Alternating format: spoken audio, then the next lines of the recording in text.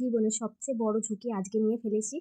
তো সর্বোচ্চ ঝুঁকি আমার এই ছিল জীবনে আর কি। বিয়েতেও এত ঝুঁকি আমি নিইনি। তো এটা হচ্ছে বিরিয়ানি রান্না। আর এত নার্ভাস ছিলাম আজকে, যে মানুষ নরমাল রান্না করতে যেই এত বেশি হিমশিম খেয়ে যায়, সে আবার রান্না করবে নাকি বিরিয়ানি। তো এটাই মনে, মনে চলছিল। যদি আজকে খেতে না পারে তাহলে আমি তো মানে গেছি। তো সবার আগে আমি কান্না করব, কারণ খেতে না পারলে সেটা বাগানে যাবে, আর বাগানে গেলে এত দামি, দামি সব কিছু ইউজ করেছি, তাহলে সেটার কি হবে বলুন তো? তো এইজন্য মায়ায় আমিই কান্না করে ফেলাবো। তো যাই হোক, এসব ভাবতে, ভাবতে ১ ঘন্টা পার করে ফেলেছি। রান্না করব কি করব না। এদিকে আরেক জ্বালা, সবকিছু কেনাকাটা হয়ে গেছে। বলেও দিয়েছি যে আজকে বিরিয়ানি রান্না করে খাবো। এখন যদি বিরিয়ানি না রান্না করে অন্য কিছু রান্না করে দিই, তখন কেমনটা লাগবে বলেন? তো এইসব ভাবতে, ভাবতে চলে আসলাম বিরিয়ানি রান্না করতে। ভুলভাল বিরিয়ানি রান্না করে ফেললাম, কিন্তু রান্নার টেস্টটা কিন্তু ভালো হয়েছে, খারাপ হয়নি। তবে রান্নায় কিছু, কিছু ভুল আছে, তোমাদের বলব। তোমরা আবার না দেখেই এখান থেকেই চলে যেও না। কারণ কি, কি ভুল করেছি এটা যদি তোমরা শোনো, তাহলে তোমরা যখন রান্না করবে তখন এই ভুলগুলো আর করবে না। সো দেখা যাক কি, কি ভুল করলাম। স্টেপ বাই স্টেপ রান্না করতে যেয়ে সবচেয়ে বড় ভুল মনে হয় আজকেই করেছি। তো ১ম এ যেই ভুলটা করেছি, একদম মাংসে মেরিনেট করার সময় যে হলুদটা আমি দিয়েছি, সেটা দেওয়ার প্রয়োজন ছিল না, তবুও দিয়ে ফেলেছি। তারপরে যেটা ভুল করেছি, ফার্স্টে বলিনি, কারণ আপনারা আর ভিডিওটা দেখবেন না জানি, যে ভুলভাল বিরিয়ানি রান্না শেখাতে এসে।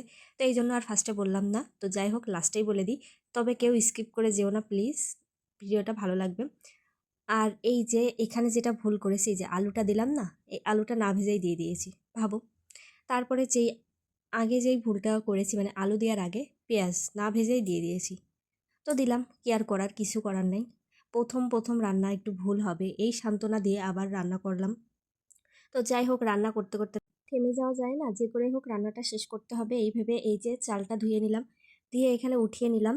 তো এখানেও একটা ভুল করেছি, সেটা হচ্ছে এই যে চুলা মানে না জ্বালিয়ে আমি চালটা দিয়ে নাড়াচাড়া করছি। কি রান্না করছি, এই যে গ্যাসের চুলো অন করিনি।